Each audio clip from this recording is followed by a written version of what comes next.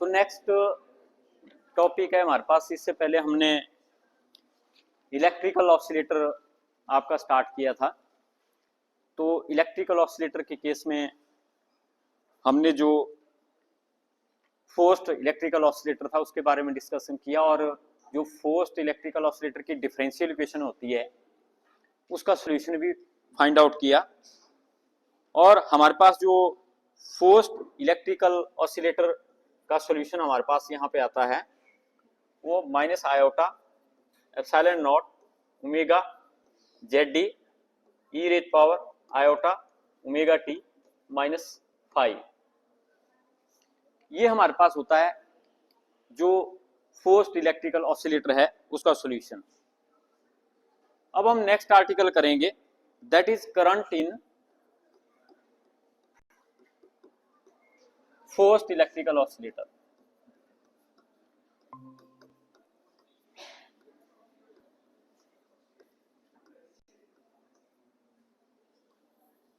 Current in forced electrical oscillator, तो आपको पता है कि अगर आपको चार्ज पता है तो आप करंट निकाल सकते हैं। तो जो हमारे पास फोर्स्ड इलेक्ट्रिकल ऑसिलेटर होता है उसके केस में हमारे पास चार्ज की वैल्यू ये हमारे पास आती है। तो आई की वैल्यू यहाँ पे आप निकाल सकते हैं, क्योंकि आई आपको पता है कि D Q by D T हमारे पास होता है। आई आपका D Q by D T है, तो जब हम इसका डेरिवेटिव लेंगे यहाँ पे तो ए हमारे पास minus iota epsilon not by omega Z D हमारे पास एज इट इज यहाँ पे आएगा। और जब हम इसका डेरिवेटिव लेंगे तो इसका आयोटा और ओमेगा भी हमारा यहाँ पे आएगा, और इसका डेरिवेटिव हमारे पास जो यही होगा आयोटा ओमेगा टी माइनस 5। तो ए हमारे पास जो है यहाँ पे आपका डेरिवेटिव बनेगा। लेकिन आपको पता है कि आयोटा आयोटा दोनों को मल्टीप्लाई करते हैं, आयोटा स्क्वायर बनता है और वो आपका -1 के बराबर होता है। लेकिन एक माइनस आपका यहाँ पे ऑलरेडी पहले भी है, तो इसलिए आयोटा स्क्वायर -1 हुआ और एक माइनस यहाँ पे है, तो प्लस साइन यहाँ पे आपके पास आएगा। तो हमारे पास आई यहाँ पे क्या बनेगा, epsilon not divided by omega, तो ओमेगा भी यहाँ पे आपका कैंसिल हो जाएगा। तो यहाँ पे epsilon not by Z D हमारे पास यहाँ पे बचेगा, और साथ में हमारे पास ई रेट और आयोटा ओमेगा टी माइनस 5 हमारे पास यहाँ पे बचेगा। तो बोलता है कि ये तो हमारे पास हो गया करंट, लेकिन बोलता है कि जो आपने बाहर से ईएमएफ लगाया हुआ है जिसको हम यहाँ पे अप्लाइड फोर्स इलेक्ट्रोमोटिव फोर्स बोलते हैं, वो हमारे पास आपने देखा होगा, उसको हम लिखते थे e rate power iota omega T. तो हमने देखा है कि फोर्स्ड ऑसिलेटर हमारे पास क्या होता है, कैपेसिटर, इंडक्टर और रेजिस्टर का कॉम्बिनेशन, और यहाँ पे हम एक इलेक्ट्रोमोटिव फोर्स लगाते थे और हमारे पास होती थी e rate power iota omega T. ये हमारे पास एल और ये सी और ये हमारे पास आर, इसको हम फोर्स्ड इलेक्ट्रिकल ऑसिलेटर बोलते हैं जिसमें हमने इलेक्ट्रोमोटिव फोर्स लगाई हुई।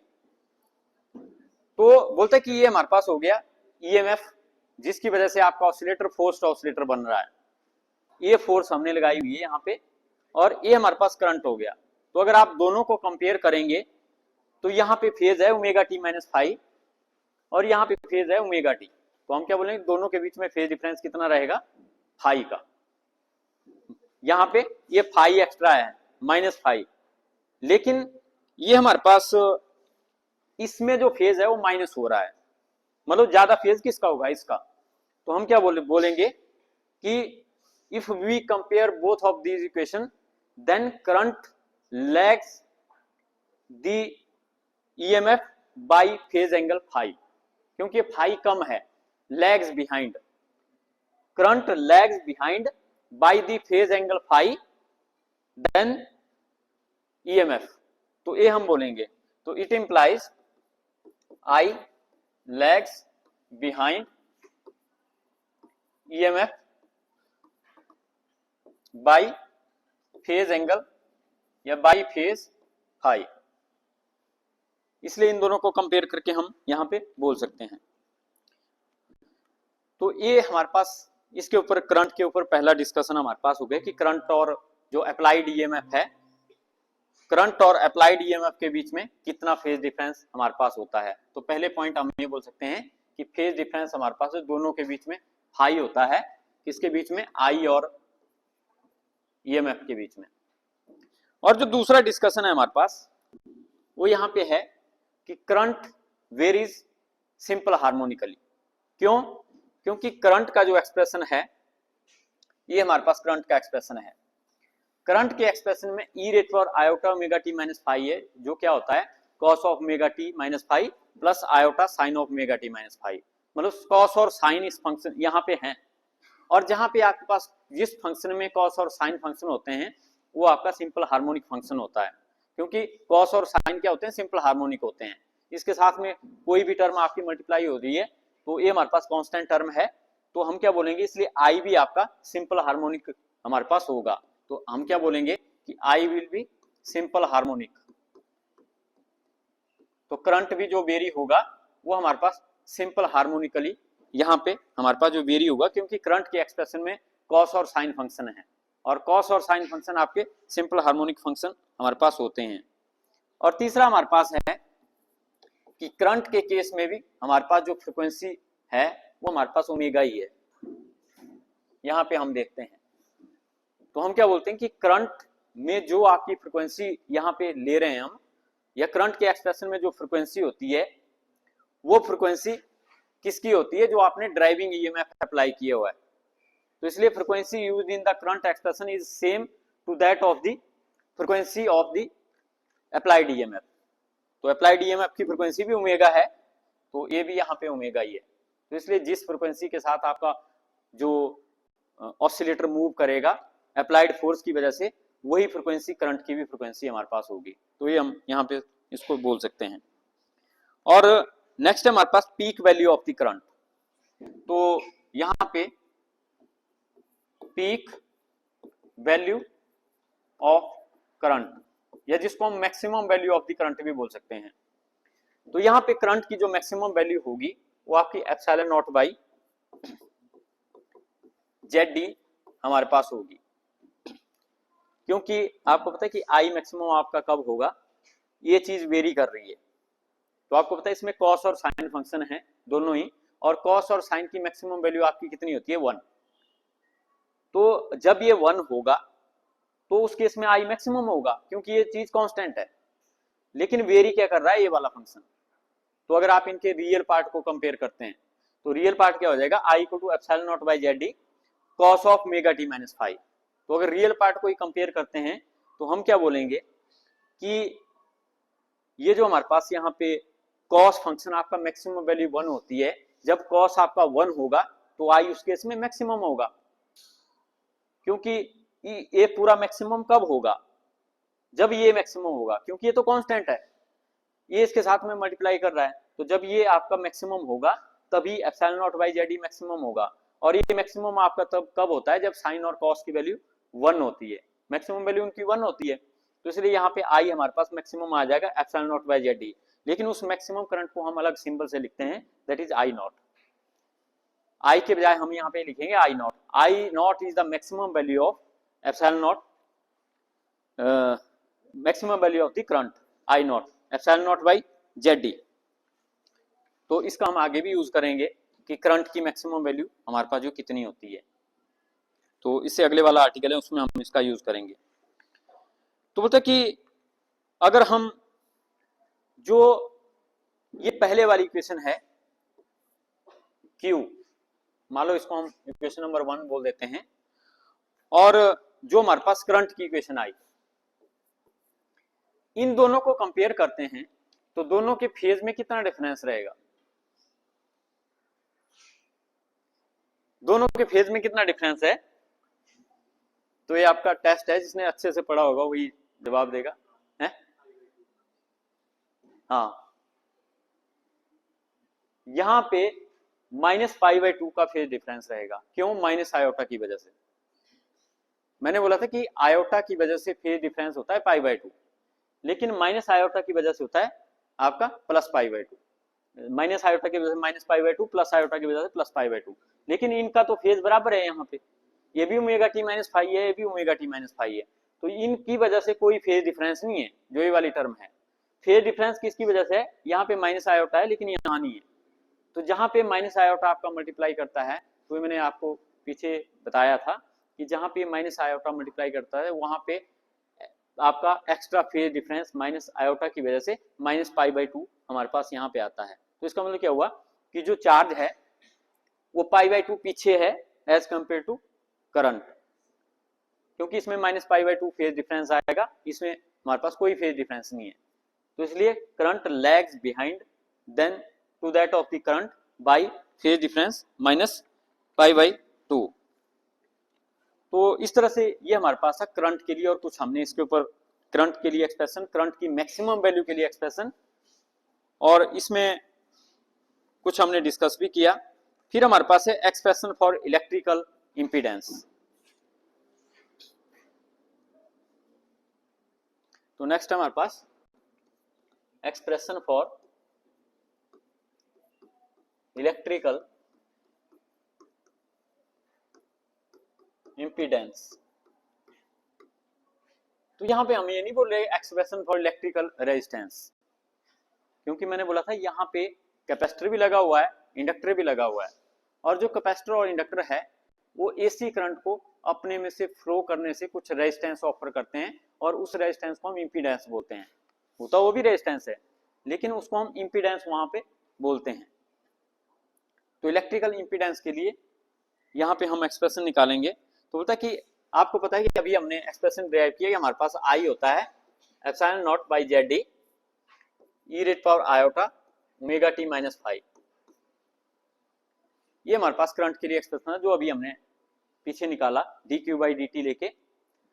तो ये हमारे पास एक्सप्रेशन बोलता है ये जो एक्सप्रेशन है इसको हम इस तरह से भी लिख सकते हैं, epsilon not upon Z D E rate power iota omega T into e rate power minus iota five. तो आपको पता है ई रेट पावर ए माइनस बी क्या होता है, e rate power A into e rate power minus B. तो वो हमने अलग अलग कर लिया इन दोनों को, ए है e rate power iota omega T minus e rate power iota five. तो इसको क्या किया मैंने, e rate power A into e rate power B. तो ये फॉर्मूला आपके पास मैथ में होता है कि e rate power A plus B equal to e rate power A into e rate power B. तो ये फॉर्मूला इसके ऊपर यहाँ पे अप्लाई किया तो हमारे पास ये इक्वेशन आ गई। और फिर इसको अगर हम फर्दर इस तरह से लिख लें तो ये हमारे पास बन जाएगा e rate power iota omega T, लेकिन ये जो e rate power iota five है इसको हम बटे में ले जाएं तो बटे में जाके जो पावर होती है वो माइनस से प्लस बन जाती है। तो ऊपर था e rate power minus iota five, लेकिन आप इसको बटे में ले गए इसके, तो ये बन गया ई रेट पावर आयोटा फाइव। अब अभी हमने पढ़ा कि epsilon not E rate power iota omega T आपका ई के बराबर होता है। तो अभी मैंने बोला था कि E is equal to E naught E rate power iota omega T. तो ये आपका होता है जो अप्लाइड ईएमएफ है पूरा, और बटे में जेड डी ई रेट पावर आयोटा फाइव। लेकिन जेड डी ई रेट पावर आयोटा फाइव मैंने शुरू में बोला था कि ये आपका जेड सी डैश के बराबर होता है। तो ये आपका यहाँ पे जेड सी डैश के बराबर हम इसको यहाँ पे लिखेंगे। जेड सी होता है मैकेनिकल ऑसिलेटर के केस में, लेकिन इलेक्ट्रिकल ऑसिलेटर के केस में इसको हम जेड सी डैश लिखते हैं। तो इसलिए हम क्या बोलेंगे कि आई हमारे पास कितना बना, E divided by Z C dash. तो इसलिए हम क्या बोलेंगे कि जेड सी डैश कितना बनेगा, ई डिवाइडेड बाय आई। तो यही हमने एक्सप्रेशन निकालना है, इसी को ही हम यहाँ पे इंपीडेंस बोलते हैं, electrical impedance. Electrical impedance is just the ratio of the applied EMF to the current। तो बोलता है it is the instantaneous value of the EMF divided by instantaneous value of the current। instantaneous मतलब किसी एक particular time पे, तो E is the instantaneous value of the EMF and I is the instantaneous value of the current। तो ZC dash मतलब electrical impedance just the ratio of the instantaneous EMF and instantaneous current. तो इस तरह से ये हमारे पास छोटा सा आर्टिकल था जो यहाँ पे हमने किया। फिर इसके बाद हम नेक्स्ट आर्टिकल करेंगे आपका variation of current amplitude with driving force frequency omega. तो ऐसे आर्टिकल हमने पहले भी किए हुए हैं, तो सेम मैथमेटिक्स आपका यहाँ पे जो है यूज होगा। ये हमारे पास variation of current amplitude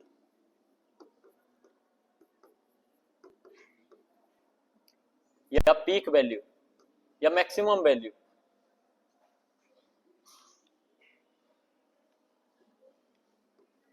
peak value या मैक्सिमम वैल्यू हम इसको बोलते हैं विद ऑफ करंट विद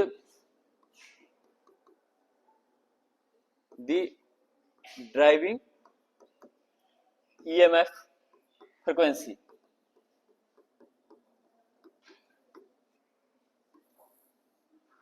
तो बोलते कि हमने जो अभी करंट का एम्पलीट्यूड निकाला, मतलब करंट की मैक्सिमम वैल्यू, करंट की मैक्सिमम वैल्यू या करंट की पीक वैल्यू को हम उसका मैग्नीट्यूड बोल देते हैं। और वो अभी पिछले आर्टिकल में हमने देखा था कि हमारे पास आई जो है वो आपका E not by Z D E raised और iota omega T minus five हमारे पास आया था। और हमने क्या बोला था कि जो करंट का एम्पलीट्यूड है वो आपका E not by Z D है, जिसको हम आई नॉट से लिखते हैं। तो I not is the peak value और maximum value of the current. तो वही चीज मैंने दोबारा लिखी कि ये हमारे पास जो इसकी मैक्सिमम वैल्यू होती है। लेकिन ये जो हमारे पास ई नॉट है इसको हमने ऐसे लिखा, लेकिन नीचे हम जेड डी यहाँ पे लिखते हैं। और जेड डी की वैल्यू हमने पहले निकाली हुई है, ये हमारे पास R square plus omega L minus 1 by omega C का होल स्क्वायर हमारे पास होती है। तो एक चीज आपको माइंड में रखनी पड़ेगी, मैकेनिकल ऑसिलेटर में कुछ और होता है, इलेक्ट्रिकल ऑसिलेटर में कुछ और होता है।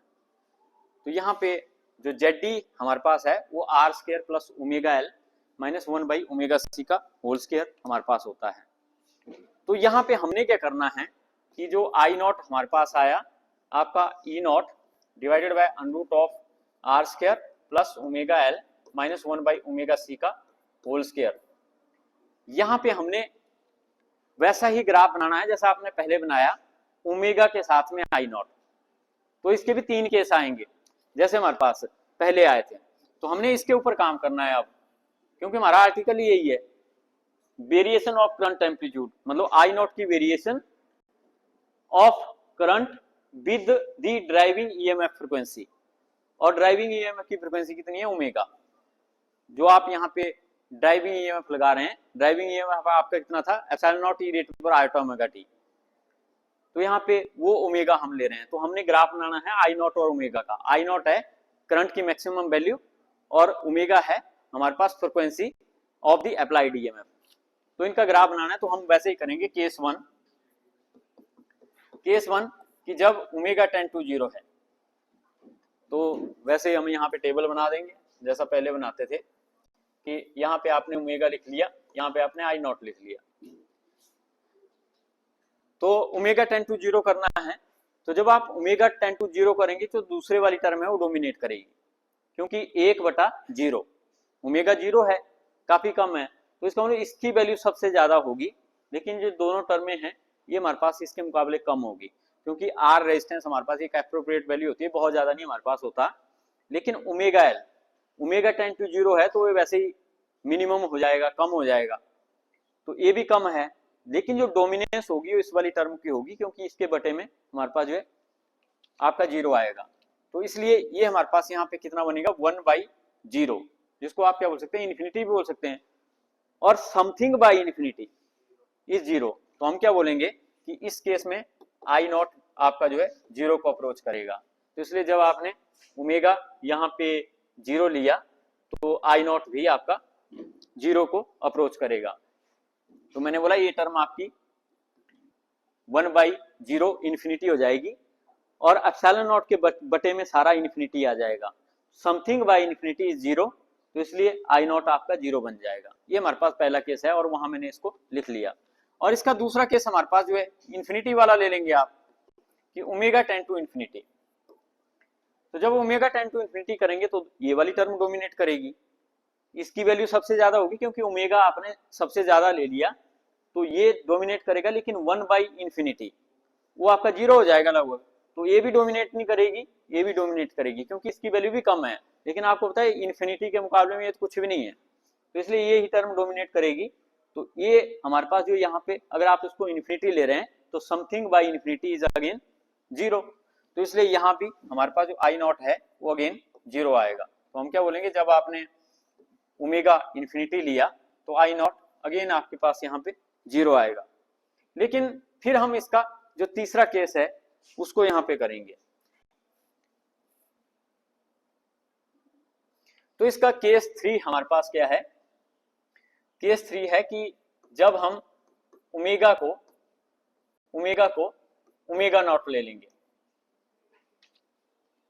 कि जब हम ओमेगा को रेजोनेंट फ्रीक्वेंसी के बराबर ले लेंगे, और ये रेजोनेंट फ्रीक्वेंसी इलेक्ट्रिकल ऑसिलेटर के केस में आपकी 1/√LC होती है, लेकिन मैकेनिकल ऑसिलेटर के केस में √S/m होती है।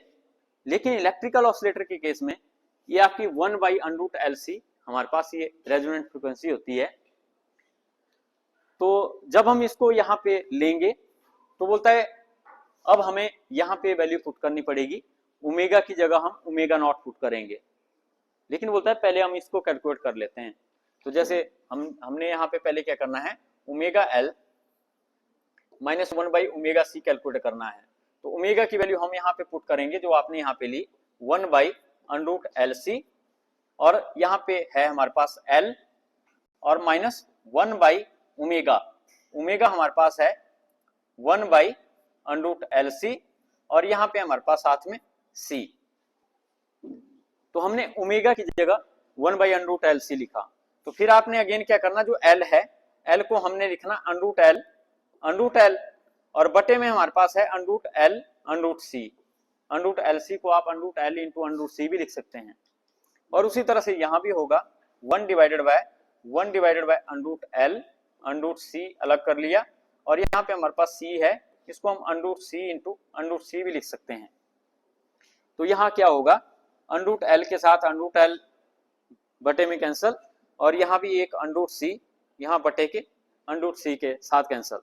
तो ये हमारे पास आपका यहाँ पे बचेगा √L divided by √C minus ये √L ऊपर चला जाएगा, तो यहाँ भी √L डिवाइडेड बाय सिर्फ एक √C यहाँ पे हमारे पास बचेगा, जो कि 0 के बराबर हमारे पास होगा।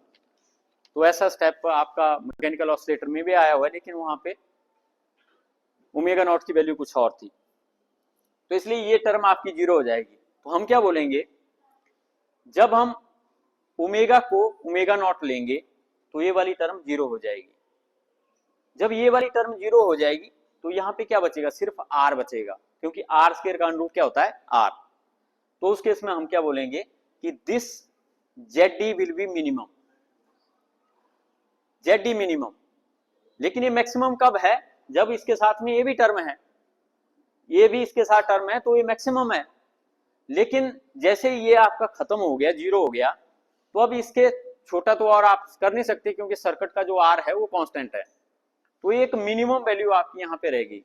तो हम क्या बोलेंगे, जब यहाँ पे मिनिमम वैल्यू रह गई तो करंट की वैल्यू मैक्सिमम आएगी, करंट की वैल्यू मैक्सिमम होगी। जब यहाँ पे एक मिनिमम वैल्यू बटे में है तो इसका मतलब कि यहाँ पे जो वैल्यू होगी वो मैक्सिमम होगी। तो हम क्या बोलेंगे कि current will be maximum when omega will be omega naught, because when omega will be omega naught then this second term will be 0, second term will be 0, only minimum portion of this expression will remain there। और वो minimum क्या है आपका R, R से कम तो हो नहीं सकता, क्योंकि R ये कांस्टेंट है इस सर्किट में, तो इससे कम तो हो नहीं सकती है नीचे वाली वैल्यू। और ये R मिनिमम कब होगा, जब ये 0 के बराबर होगा, और ये 0 के बराबर कब हो रहा है, जब हम ओमेगा को ओमेगा नॉट ले रहे हैं। तो इसलिए हम क्या बोलेंगे कि यहाँ पे जो आई नॉट आपका आएगा इस केस में, तो हम क्या बोलेंगे, इस केस में जो आई नॉट आपका आएगा वो हमारे पास आएगा epsilon not divided bye R। लेकिन इस आई नॉट को हम यहाँ पे आई नॉट मैक्सिमम बोलेंगे, और ये आई नॉट मैक्सिमम की value epsilon not by R हमारे पास रहेगी। आई नॉट को हमने आई मैक्सिमम इसलिए बोला क्योंकि R यहाँ पे ये कांस्टेंट वैल्यू है और ये 0 हो चुकी है, तो मिनिमम वैल्यू यहाँ पे हमारे पास R ही होगी। तो जब नीचे बटे में हमारे पास राइट साइड में मिनिमम वैल्यू है, तो लेफ्ट साइड में ऊपर हमारे पास उसको मैक्सिमम बोलेंगे। तो इसलिए I not will be I not maximum when omega will be equal to omega not. तो इसलिए हम क्या बोलेंगे कि जब आपने यहाँ पे ओमेगा नॉट लिया 1/√LC, तो जो हमारे पास यहाँ पे मैक्सिमम वैल्यू आई वो आपकी आई एप्सिलॉन नॉट बटा आर। तो इस तरह से ये हमारे पास आपका टेबल बन गया, और अब आप इसको प्लॉट कर सकते हैं जैसे पहले आपने किया हुआ है। तो जब हम इसको प्लॉट करेंगे तो इधर को हमारे पास जो है ओमेगा हम ले लेते हैं और इधर को हम आई नॉट ले लेंगे, क्योंकि ये ग्राफ ये आपका ओमेगा और आई नॉट के बीच में है। तो हमने क्या बोला, जब फ्रीक्वेंसी है 0 तो आई नॉट भी 0, जब फ्रीक्वेंसी है हमारे पास इन्फिनिटी तो आई नॉट अगेन 0। तो ये 2 पॉइंट हमारे पास आ गए, जब फ्रीक्वेंसी 0 तो आई नॉट 0, और जब फ्रीक्वेंसी इन्फिनिटी तो आई नॉट 0। लेकिन जो बीच वाला पोर्शन है हमारे पास ओमेगा नॉट, जो हमने 1/√LC लिया हुआ है, तो वहां पे जो हमारे पास आई नॉट है उसकी वैल्यू हमारे पास कितनी आई, epsilon not divided by R. मतलब ये एप्सिलॉन नॉट नहीं है, ये वैसे ईएमएफ का एक पार्ट है ई नॉट, वैसे मैं इसको सिंबल लेके बोल रहा हूं, लेकिन एप्सिलॉन नॉट हमारे पास ईएमएफ का जो कांस्टेंट पार्ट है वो है हमारे पास, क्योंकि वहां पे ईएमएफ क्या होता है, ई नॉट ई रेट और आयोटा ओमेगा टी। तो जो पहले वाला ई नॉट है जो कांस्टेंट पार्ट है जिसमें कोई वेरिएशन हमारे पास है, वो हमारे पास यहाँ पे ई नॉट है। तो इसलिए ये हमारे पास इसकी मैक्सिमम वैल्यू होगी। लेकिन अगेन यहाँ पे हम दोबारा से वैसे ही देखेंगे कि हमारे पास एक दूसरा कर्व हम ले लेते हैं। तो बोलता है ये जो पहला कर्व है इसके लिए हम बोलेंगे कि ये हमारे पास R1 के लिए है, और ये जो दूसरा कर्व है हमारे पास R2 के लिए है। और यहाँ पे हम क्या चीज ले रहे हैं, एक चीज कि R1 is greater than R2। ऐसा क्यों है, क्योंकि अभी हमने यहाँ पे बोला कि हमारे पास जो आई नॉट है वो किस पे डिपेंड करता है, आर पे।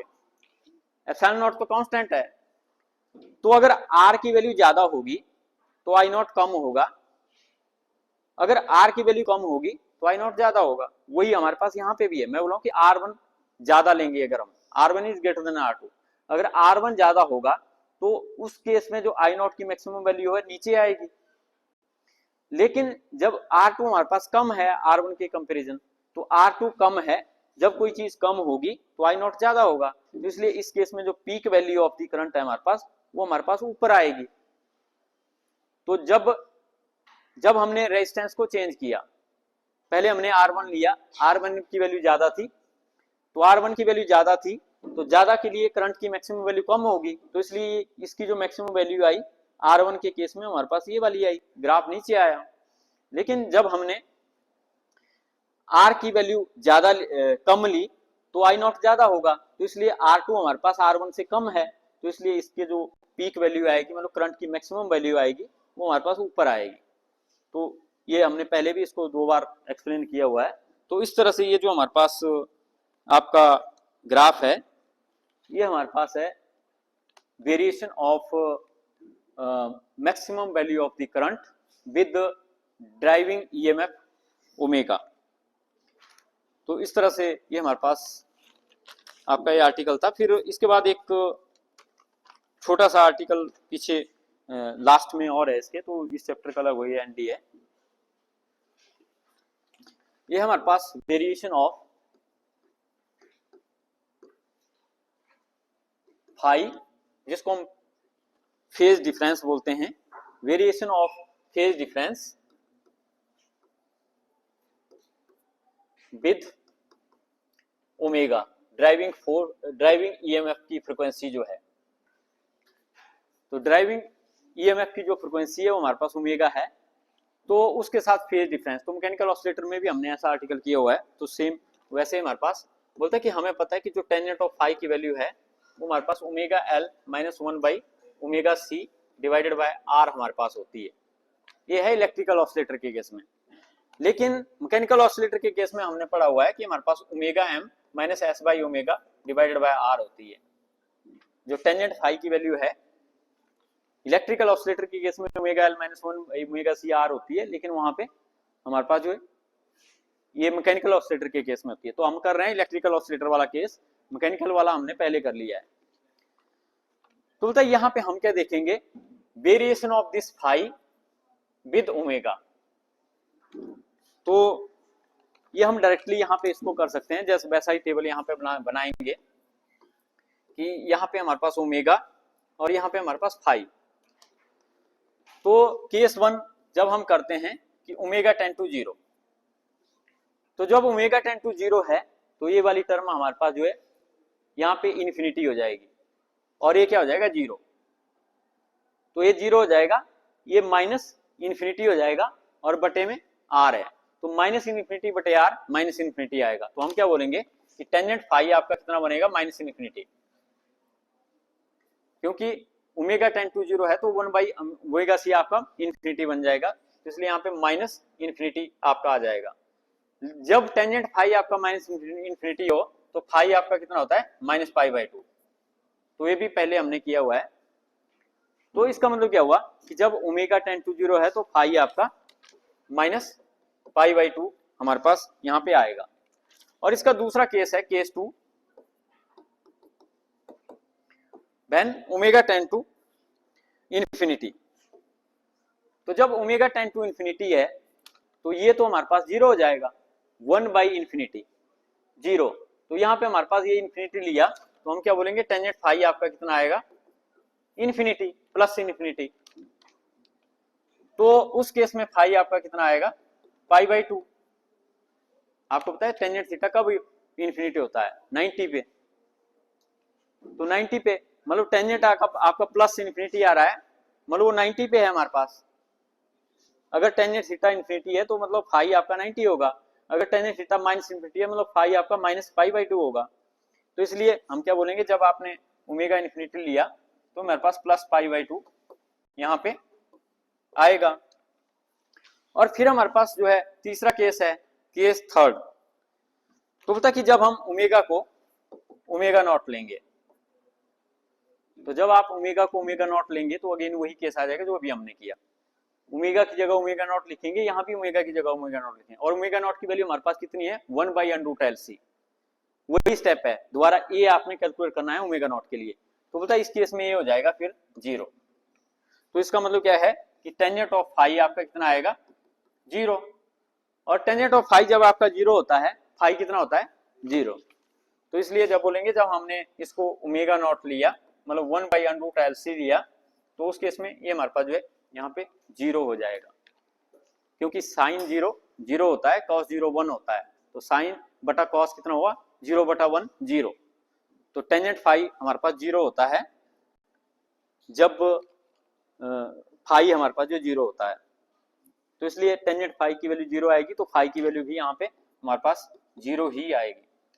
तो ये हमारे पास इस तरह से टेबल बना, और फिर हम इसका जो है ग्राफ यहाँ पे बनाते हैं। तो इसका जो ग्राफ है,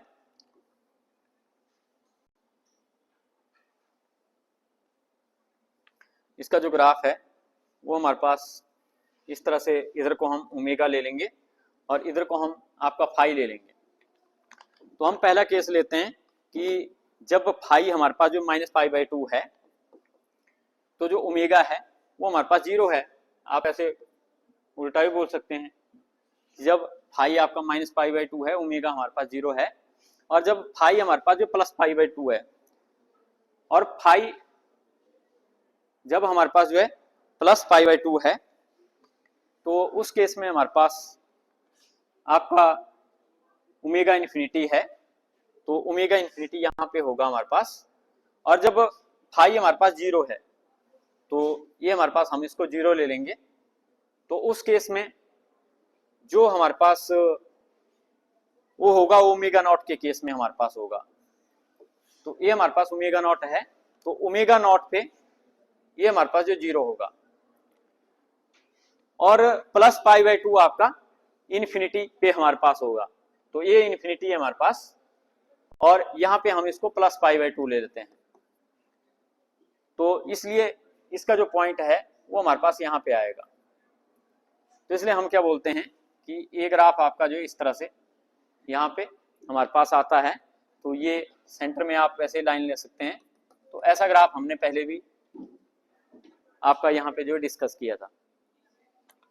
तो यहाँ पे ये हमारे पास क्या है, ये हमारे पास है आपका फाई वर्सेस ओमेगा का ग्राफ। लेकिन यहाँ पे हमारे पास जो वैल्यू है वो है टेंजेंट फाई की वैल्यू। यहाँ पे जो वैल्यू हम निकाल रहे हैं वो हमारे पास है टेंजेंट फाई की वैल्यू। लेकिन जब हम यहाँ पे फाई निकालेंगे तो वो हमारे पास जो है टेंजेंट इनवर्स ऑफ एक्स या समथिंग हमारे पास यहाँ पे होगा। तो हम क्या बोलेंगे कि जो हमारे पास इस एक्सप्रेशन में यहाँ पे टेंजेंट फाई हमने लिया हुआ है वो था हमारे पास omega L minus 1/ωc divided by R. तो यहाँ पे हम क्या बोल सकते हैं कि tangent phi is inversely proportional to R, इस तरह से बोल सकते हैं। तो इसलिए फाई क्या लिखेंगे हम, phi will be inversely proportional to tangent inverse of phi is inversely proportional to tangent inverse of 1/r। तो इसका मतलब ये जो ग्राफ आपका आएगा ये ग्राफ है टेंजेंट इनवर्स का। और अगर आप इसको सर्च करोगे कि टेंजेंट इनवर्स का ग्राफ हमारे पास किस तरह का होता है, वो टेंजेंट इनवर्स का ग्राफ हमारे पास स्ट्रेट लाइन नहीं आपकी, यहाँ पे आप बोलेंगे कि 3 पॉइंट है हम इनको ऐसे मिला दें।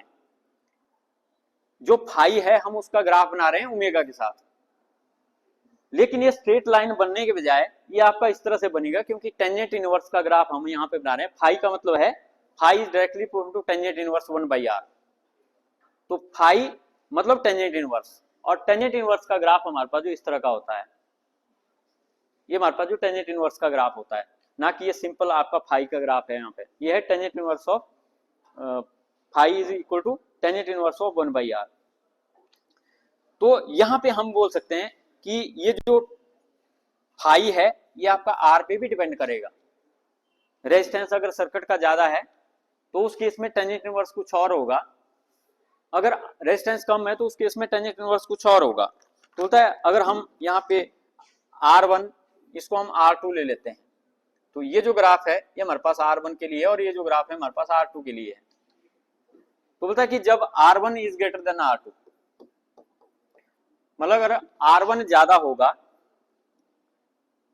ज्यादा होगा नीचे बटे में, तो जो टेंजेंट इनवर्स की एक तरह से हमारे पास शेप है वो आपकी यहाँ पे कम डेविएशन इसमें हमारे पास होगी। लेकिन जब हम R यहाँ पे कम लेंगे तो उस केस में ये शेप आपकी यहाँ पे इसमें वेरिएशन हमें जो ज्यादा देखने को मिलेगी।